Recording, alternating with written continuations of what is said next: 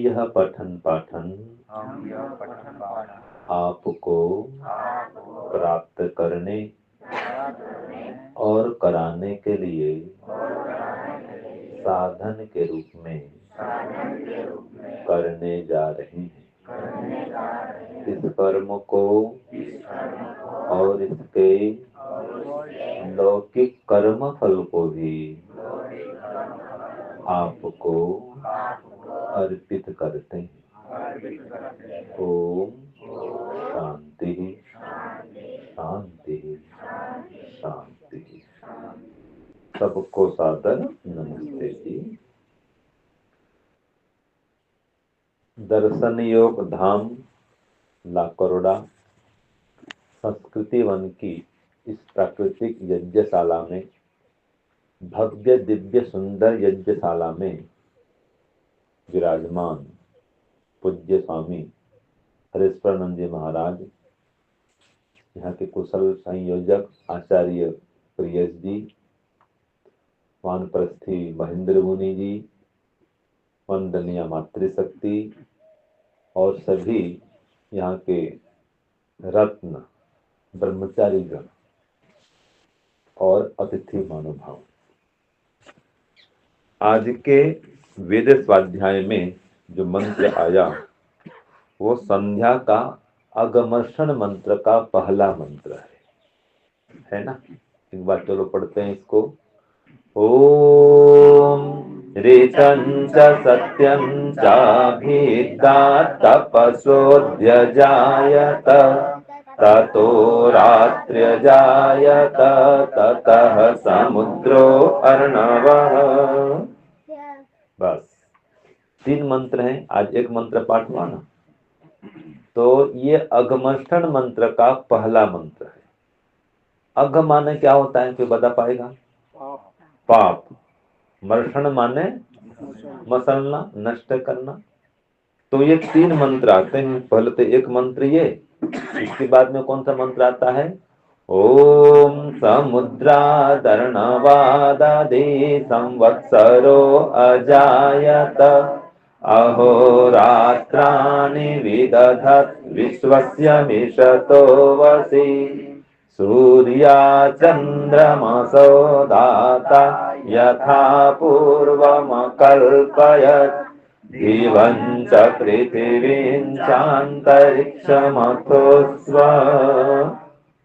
ये तीनों मिलाकर क्या हो गए? अगमर्षण मंत्र। तो क्या केवल मंत्र पाठ करने मात्र से पाप नष्ट हो जाएंगे? नहीं। तो क्या करना पड़ेगा? जो मंत्र होता है वो मनन करने का विषय होता है। मननात् मंत्र इति उच्यते। जो मनन किया जाए या जिस पर मनन किया जाए, चिंतन किया जाए, जिससे कुछ चिंतन मनन करके विशेष उपलब्धि की प्राप्ति की जाए, वो मंत्र होता है। ठीक है जी। तो ये जो 3 मंत्र हैं ये अगमर्षण मंत्र कहलाते हैं। वैदिक संध्या में अथवा ब्रह्म यज्ञ में इनका प्रयोग होता है। तो ऋतम च और सत्यम च, वेद ज्ञान को और कार्य जगत को परम पिता परमात्मा ने अपने ज्ञानमय सामर्थ्य से उत्पन्न किया है। तपस्ो अध्यजायत, ज्ञानमय तप, अध्यजायत उत्पन्न किया है। किसको? वेद ज्ञान को और ये कार्य जगत को। जगत कितने प्रकार के होते हैं? हाँ जी बताओ ब्रह्मचारियों, जगत कितने प्रकार के होते हैं? नहीं पता? जगत 2 प्रकार के। अब बताओ, ये कार्य जगत और दूसरा कारण जगत है ना जी। कार्य जगत को उत्पन्न किया माने एक और भी जगत तो है, वो कारण जगत। तो कारण जगत कौन सा? सत्व रजतम प्रकृति। तो उसको उत्पन्न किया ये मंत्र में नहीं कहा है। क्या कहा है? कार्य जगत को उत्पन्न किया है, ये संसार को उत्पन्न किया है। कार्य जगत माने संसार और कारण जगत माने प्रकृति। तो वो तो उत्पत्ति से रहित है ना जी। कितने पदार्थ उत्पत्ति से रहित हैं बताओ? हैं? 3। अच्छा, कुछ 3 करें, कुछ 6 करें। ईश्वर जीव प्रकृति तीनों उत्पत्ति से रहित है। ये क्या कहलाते हैं? अनादि पदार्थ। आपकी बात भी ठीक है और आपकी बात भी ठीक है। हाँ, दिशा काल और आकाश ये भी उत्पत्ति से रहित है। ये वैशेषिक का विषय है, बोलने का ढंग है। तीन अनादि पदार्थ को दो ज्यादा प्रचलित है, लोग ये समझते हैं, वो भी इसमें निहित है, वो भी इसमें आ गया। छह बोलने से कोई मना नहीं है, लेकिन वो भी इसी में तीन में भी वो आ जाता है। तो परमात्मा ने इनको उत्पन्न किया। अतत्तो रात्रि अजायत, फिर परमात्मा ने ये प्रलय रूपी रात्रि उत्पन्न की। और तत्ता समुद्रो अर्णव, उसी परमात्मा ने ये समुद्र में स्थित जल और आकाश में स्थित जल उत्पन्न किया है। ठीक है। फिर समुद्रादर्णवाद दिया अगला मंत्र में कि समुद्र में जल आकाश में जल बना करके क्या किया है? समुद्रादर्णवाद संवत्सर हो जाए तो ये दिशा काल आकाश इन सब का विभाजन किया परमात्मा ने, इनको भी उत्पन्न किया है ना। और इन सबको परमात्मा ने विदधत विश्वास मिहतोवसी, सहज रूप से इन सबको परमात्मा ने अपने वश में किया हुआ। ये सूर्य चंद्र लोक लोकांतर सबको, दिशा काल आकाश समय, ये सब परमात्मा के कंट्रोल में है, नियंत्रण में है।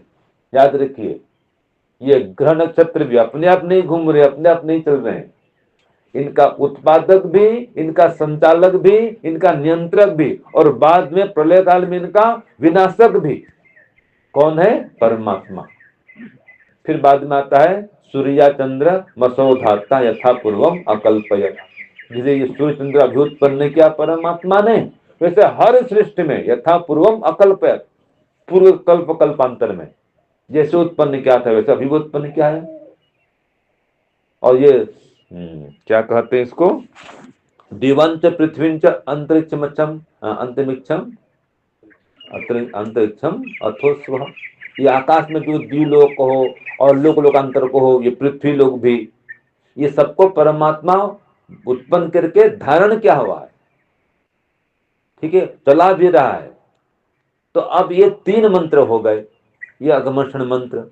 अब ये इन मंत्रों को पढ़ करके चिंतन करने से एक तो परमात्मा का सर्वशक्तिमान स्वरूप बोध होता है। पहला, कितना शक्तिमान है ये, लोक लोकांतर ऐसे बना दिया, ऐसे ही घुमा रहा है, चला रहा है। जैसे ये आपने देखा होगा, ये जादूगर होता है कोई, या कोई सर्कस में पहले पहले क्या करता है? एक गेंद को उछालता है, देखा होगा आपने। फिर दो गेंद उछालता है, ठीक है, दोनों गिरते नहीं है।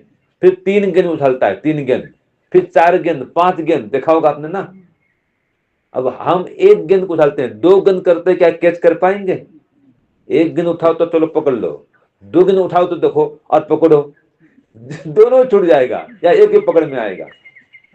हम सबको उठा के कैच नहीं कर सकते, मन हमारे एक गेंद पर ही कंट्रोल रहेगा, बस पकड़ एक गेंद पर है, दो गेंद हम नहीं पकड़ सकते, कंट्रोल नहीं करते। और परमात्मा ने ऐसे कितने गेंद उछाल रखे देखो, है कि नहीं? और सबको पकड़ा हुआ है, ऐसे नहीं छोड़ा नहीं है, सबको कंट्रोल किया है भाई।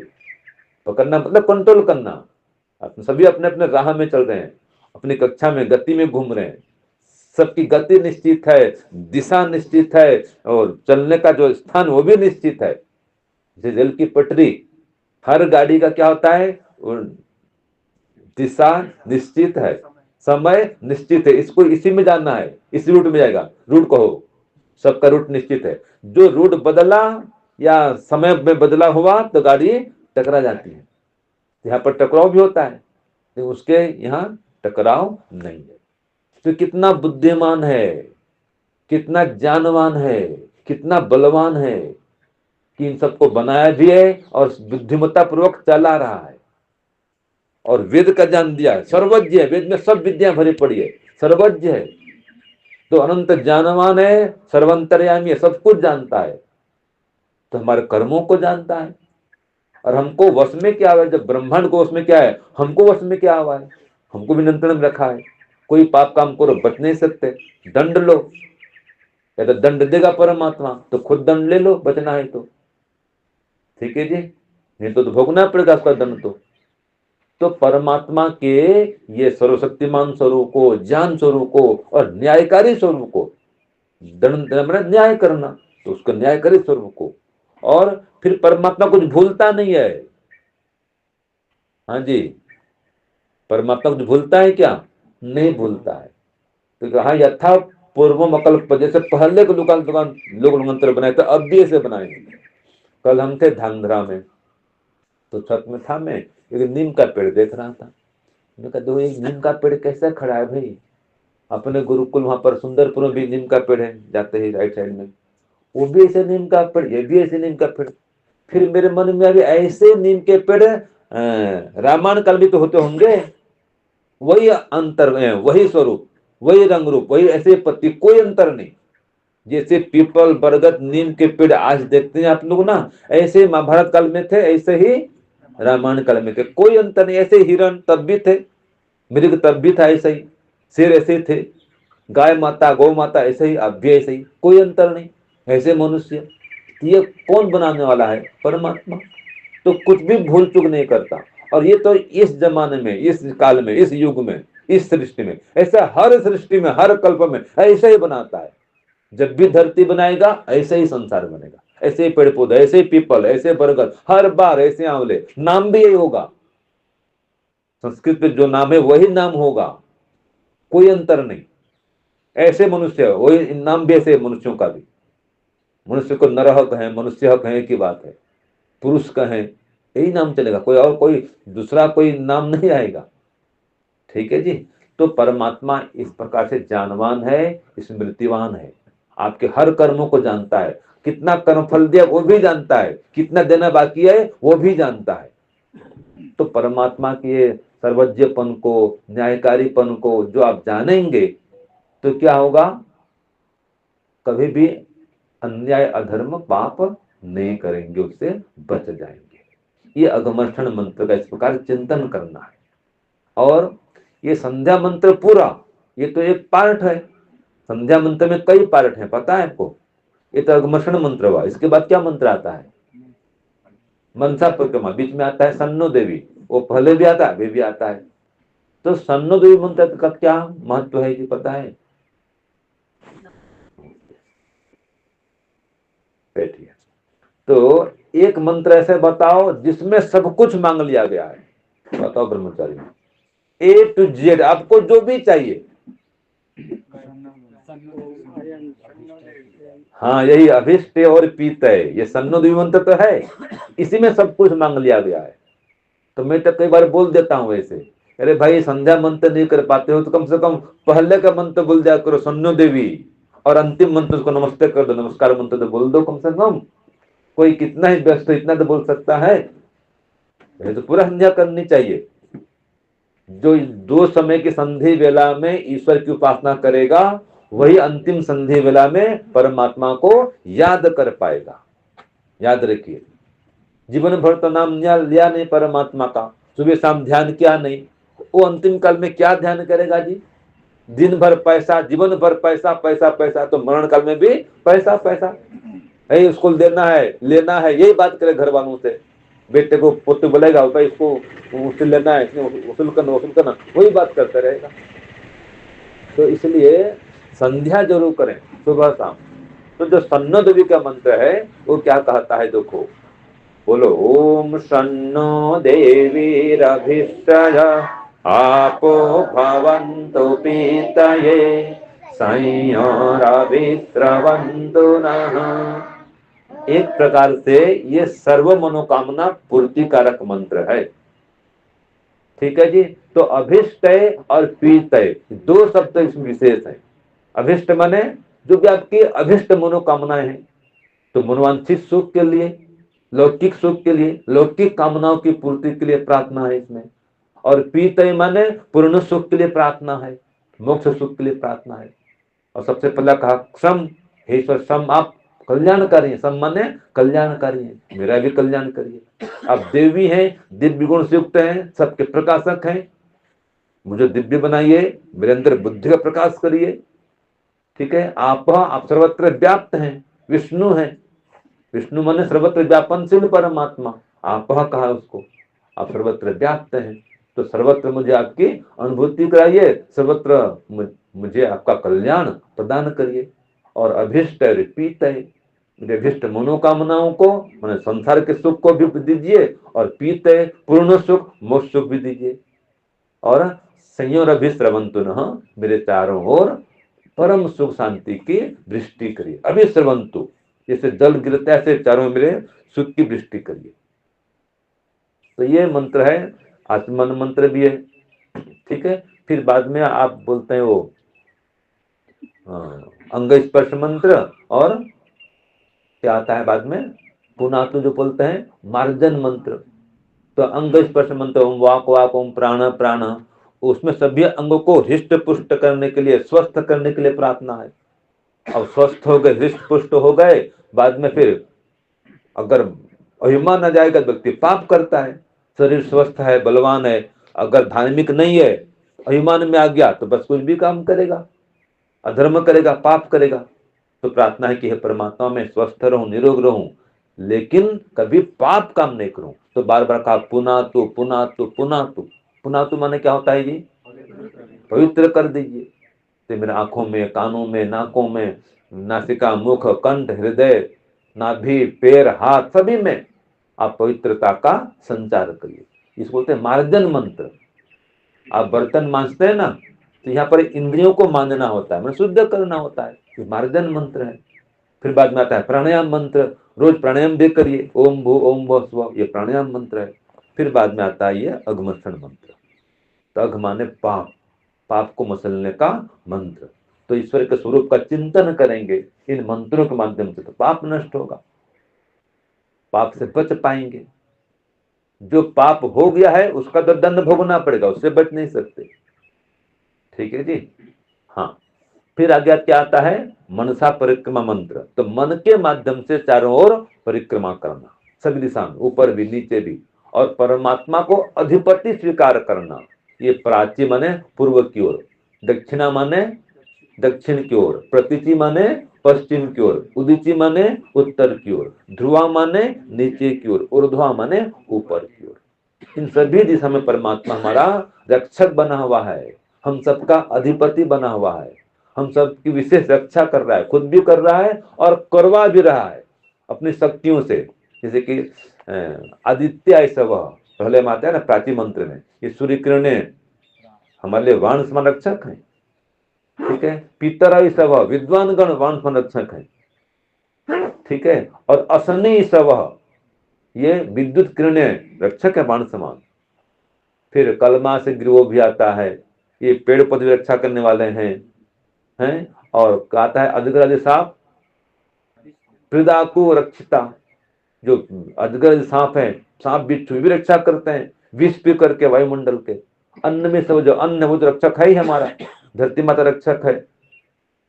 ऐसे वर्ष में सब वर्षा के बूंद रक्षक है। ये 6 मंत्रों में ये अलग अलग प्रकार के पदार्थ हैं, ये रक्षण शक्तियां परमात्मा की। तो इन सबसे परमात्मा हमारी रक्षा करता है, जान दे के, बल दे के भी रक्षा करता है, और भौतिक पदार्थ बना के भी रक्षा करता है। औषधि वनस्पति कौन सा आता है, विरुद्ध ही सब, कितनी औषधियां हैं देखो। ये औषधि न हो तो व्यक्ति तो अल्पायु में मर जाए, कितने रोग आते हैं। तो औषधियां सेवन करो, करना ही पड़ता है, नहीं तो फिर आयु घट जाएगी।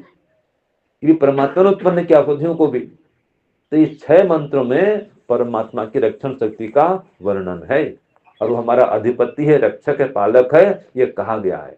तो ऐसे परमात्मा की हम सभी जगह अनुभूति करें, ये है सभी दिशा में मनसा परिक्रमा, सब और परिक्रमा करते हुए उसका चिंतन करें, मनन करें, उसको स्वीकार करें, उसकी सत्ता को देखें। कैसे देखें कि परमात्मा आकाशमान सर्वत्र व्याप्त है। ओम खम ब्रह्म, सबसे सरल साधन परमात्मा को अनुभव करने का कोई है तो ये आकाश तत्लिंगात, ये क्या वेदांत दर्शन में कि परमात्मा का एक लक्षण क्या है, आकाश। आकाश माने अवकाश, ये खाली स्थान। देखें चारों ओर खाली स्थान व्याप्त है ना। और समझने के लिए वायु, जैसे वायु व्याप्त है या आकाश व्याप्त है, वैसे परमात्मा सर्वत्र व्याप्त है। तो ये परमात्मा को चारों ओर अनुभव करो, ऊपर भी नीचे भी, अपना अधिपति मानो, लेकिन कभी किसी से द्वेष नहीं करो, ये कहा गया।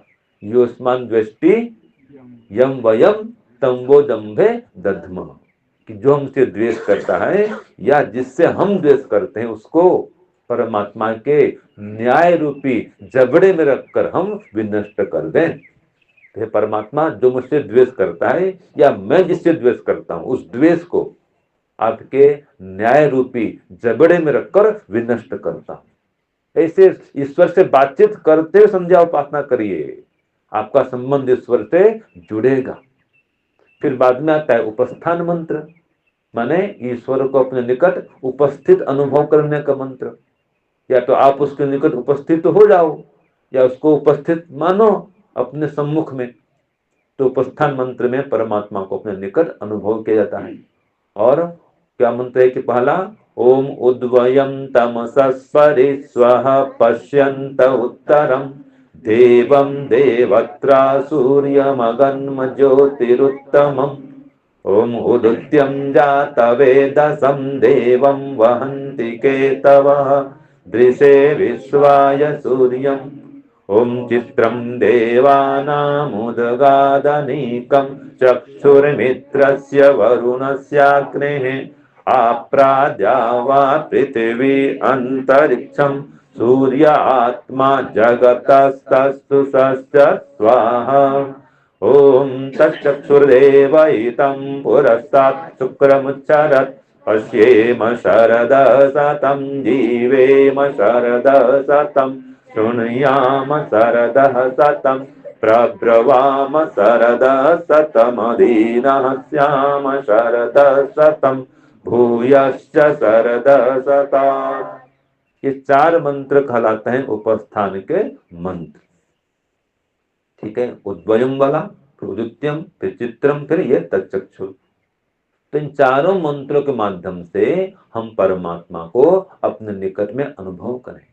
ओम उद्वयम, हे परमात्मा, हम श्रद्धावान होकर के, अत्यंत श्रद्धावान होकर के, तमसस्परि अज्ञान अविद्या से पृथक होते हुए, आप अज्ञान अविद्या से पृथक परमात्मा को हम पाना चाहते हैं, अगन्म माने पाना चाहते हैं। और ज्योति उत्तम में सबसे उत्कृष्ट ज्योतिवान ज्ञानवान है, ऐसे आप परमात्मा को हम प्राप्त करें। आप स्वयं मन सुख स्वरूप हैं, सबके आधार हैं, है ना। और उदित्यम जागृतम, निश्चित रूप से अच्छे प्रकार से समस्त उत्पन्न हुए जगत को जानने वाले हैं। जात वेद हैं, माने उत्पन्न हुए जगत को जानने वाले हैं, देवों के देव हैं। तो आप महादेव परमात्मा को दिवम वहंती केतवः, जो केतु हैं आपके, केतु माने झंडे। जैसे कि तिरंगा झंडा से किसको जानते हैं आप, किसका प्रतीक तिरंगा झंडा, भारत का। ऐसे ये सूर्य हैं, चंद्र हैं, समुद्र, ये वेद मंत्र, ये सब परमात्मा को जनाने वाले केतु हैं, झंडे के समान है। इनके माध्यम से हम परमात्मा को जानते हैं। फिर चित्रम, परमात्मा चित्रम कहा है। चित्र मन क्या होता है पता है, कलर नहीं, यहाँ पर विचित्र अर्थ में है। हाँ, परमात्मा अद्भुत स्वरूप है। जो कैसा अद्भुत जगत बनाए है, देखो, है कि नहीं है। तो ऐसे अद्भुत स्वरूप परमात्मा को अनुभव करें। ओ चित्रम देवानाम उद्गादनिकम, देवताओं के विद्वानों के हृदय में प्रकट होने वाला है और काम क्रोध को नष्ट करने के लिए सर्वोत्तम बल है। उसकी उपासना करें। वो सभी लोकांतर का आधार है, सूर्य का, चंद्र का आधार है। और वो जो परमात्मा है वो दर्शनीय है। तो का तच्चक्षुरु, वो परमात्मा सबका चक्षु है, देखने वाला भी है सबको और दिखाने वाला भी है। देवहितम, देवताओं का हित करने वाला है। ठीक है, तो ऐसे परमात्मा को जो शुक्रम है, शुद्ध स्वरूप है, शीघ्रकारी है, तो ऐसे परमात्मा को हम पश्चिम शरद सतम 100 साल तक देखें, माने अनुभव करें सब जगह। और उसको अनुभव करते हुए जीवेम शरद सतम 100 साल तक जीवित रहें।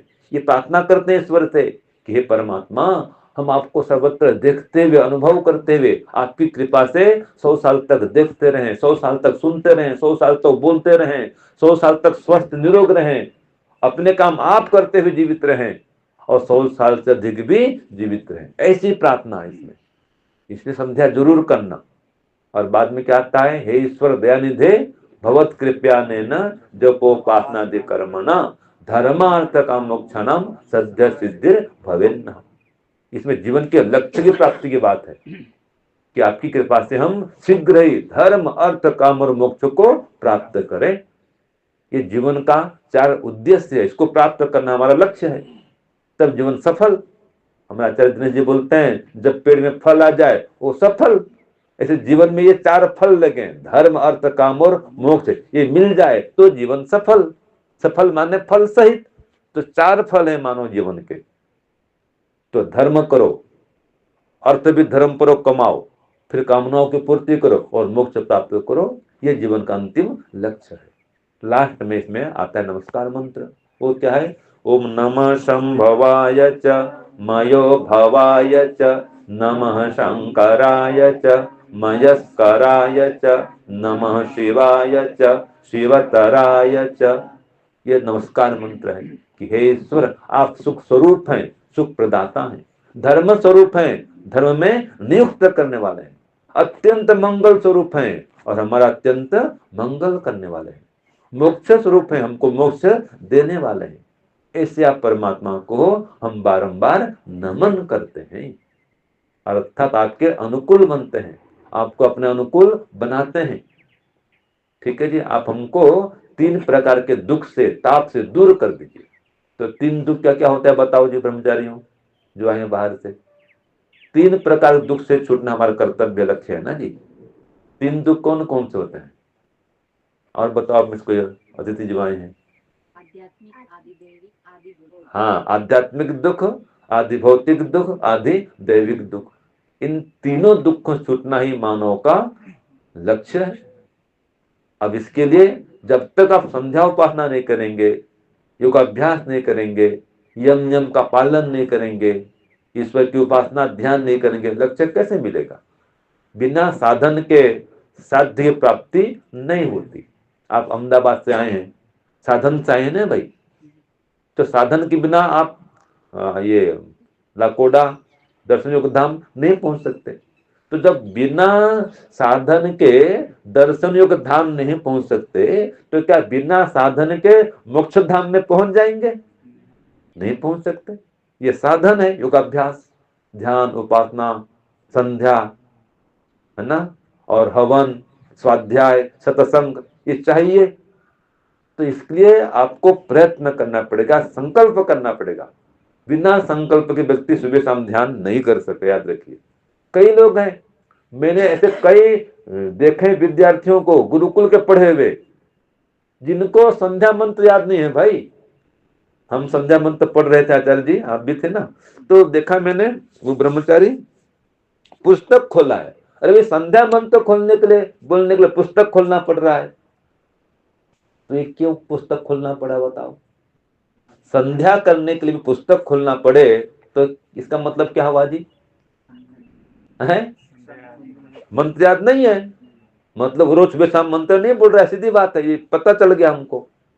ऐसे ही हवन के मंत्र याद नहीं है तो पुस्तक खोलना पड़ता है। भाई, संध्या के मंत्र हैं, हवन के मंत्र हैं, तो रोज बोलने के नित्य कर्म में आता है ये। तो संकल्प करके जाओ कि हम गुरुकुल के ब्रह्मचारी विद्यार्थी हैं, जीवन भर छोड़ेंगे नहीं। ये जीवन भर करने वाला कर्म है, मरण तक ये कर्म किया जाता है। मरण पर्यंत संध्या उपासना छोड़ने का विषय नहीं है। वेद का ज्ञान प्राप्त करते रहें, पढ़ते हुए अथवा सुनते हुए, पढ़ने पा रहे सुने, तो ये जीवन भर ईश्वर की उपासना, ध्यान, चिंतन, स्वाध्याय, सत्संग, उपासना, ये जीवन भर करने का है। तो संकल्प करो, कभी नहीं छोड़ेंगे हम। ठीक है जी, संध्या जरूर करेंगे, हवन जरूर करेंगे। जब तक सन्यासी नहीं बनते हैं, हवन रोज करने का नियम है, और सन्यासी को भी ध्यान तो रोज करने का नियम है, वेद रोज पढ़ने का नियम है। इसलिए कहा है वेद का पढ़ना और पढ़ाना, सुनना और सुनाना सब आर्यों का परम धर्म है। तो ये परम धर्म है, तो वेद भी पढ़ें, तो वेद का स्वाध्याय करें और भी अन्य ग्रंथ भी पढ़ें। ठीक है, और संकल्प करें सुबह शाम ध्यान जरूर करूंगा। याद रखिए, ब्रह्मचारी के लिए अथवा मुमुक्षु के लिए जो मोक्ष चाहता है, भी जल्दी चाहता है, उसके लिए 1 घंटा मोक्ष ध्यान का विधान है। किसके लिए? मुमुक्षु के लिए। इसलिए दर्शन महाविद्यालय में 1 घंटा ध्यान का नियम है, अभी भी चलता है, सुंदरपुर में भी और रोजड़ में भी। 1 घंटा सुबह ध्यान, 1 घंटा शाम को ध्यान। हमने किया, पूछो आचार्य जी को। जिसको मोक्ष चाहिए, ये स्वामी जी का नियम है हम दयानंद का, 1 घंटा ध्यान करें। और जो गृहस्थी है इतना नहीं कर पाता है तो कम से कम 1 घड़ी ध्यान करे।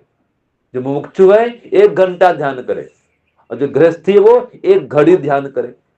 1 घड़ी में 24 मिनट, ठीक है, लगभग 24 मिनट का होता है। इतना सुबह शाम ध्यान करें। अब देखो जो गृहस्थ से आए हैं, क्या आप ध्यान करते हैं 24 मिनट सुबह शाम? इतना तो करना है कम से कम। 1 घंटा नहीं कर पाते हैं तो कम से कम 24 मिनट ध्यान अवश्य करना चाहिए। इसके बिना तो आपकी गति होगी नहीं। न गति है न कोई मुक्ति है। उसको बोलते हैं जमानत जब्त हो जाना। हाँ, अगला जन्म मनुष्य मिलेगा कोई गारंटी नहीं है। जो भाई जो जन्म देने वाला है उसको नहीं पुकार तो जन्म कैसे देगा? वो जो निष्पाप है, आपको पाप से रहित करने वाला है, उसको नहीं पुकारते तो पाप से नहीं बच सकते।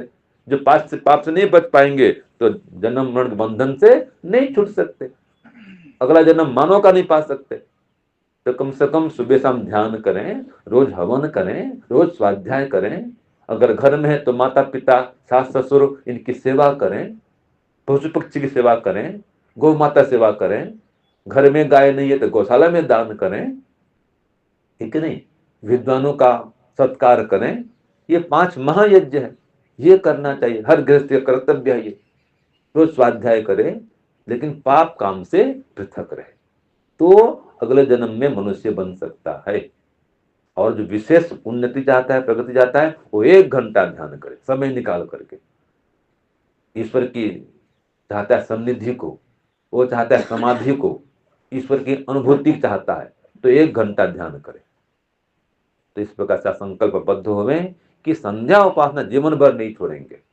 मैंने कई लोगों को देखा भाई, ये सच्ची बात बता रहा हूं, गुरुकुल में पढ़ के भी शास्त्री हो जाते हैं लेकिन संध्या रोज नहीं करते।